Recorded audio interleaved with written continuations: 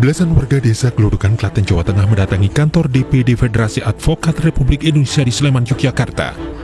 Mereka mengadukan nasib dua warganya, yaitu Rohmat Widodo dan Sabto Widianorko, yang justru masuk penjara setelah menangkap pencuri sepeda.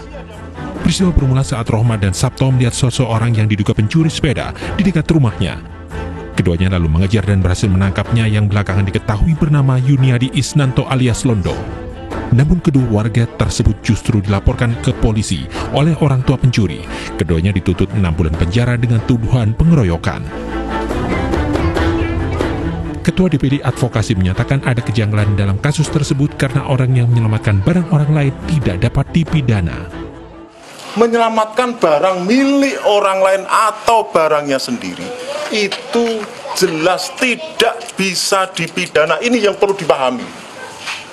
Toh misalkan kemarin itu ada saksi dan terbukti, itu pun tidak bisa dipidana karena dia melawan, karena dia melarikan diri.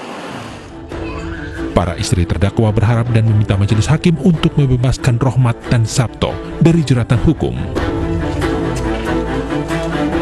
Dari Yogyakarta, Gunanto Farhan, iNews melaporkan. Harta benda orang lain. Dan bagaimana sebenarnya kronologis awal kejadian ini, Ibu Susi? Kronologinya, ini bengkel yang digunakan suami untuk lembur belakang. Kemudian orang itu yang tidak dikenal lewat begitu saja ke sini. Dia lewat ke sini dulu. Suami dan temannya kan curiga. Loh, itu siapa? Jam malam, setengah 12 malam, bukan orang sini kok lewat. Kemudian dia masuk ke satu lagi.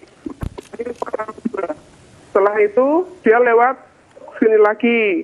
Suami saya sama temannya masih mengintai di bengkel sana. Pencuri itu langsung ke sini dan dia masuk ke pekarangan Pak Sugeng. Dia keluar membawa sepeda.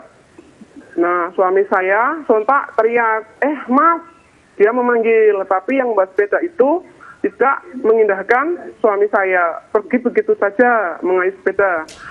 Kemudian suami dan teman itu membangunkan Pak Sugeng. Pak, tadi surat sepedanya dibawa siapa? Saudaranya apa bukan?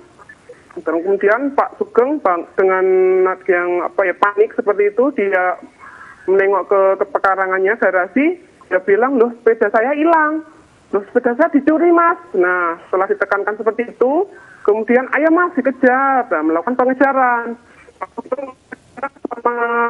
Kemudian suami saya pulang, membawa sepeda motor, karena tidak mungkin mengejar orang yang naik sepeda onta dengan jalan kaki kan tidak mungkin. Kemudian dikejar itu, sampai di depan, karena sepanggil-panggil tidak diindahkan, sampai di depan SD dekat balai desa. Itu karena si pencuri itu dipanggil-panggil tidak juga berhenti, karena tidak berhenti juga, si Mas Rohmat ini kan di belakang suami saya yang menyetir. Baik.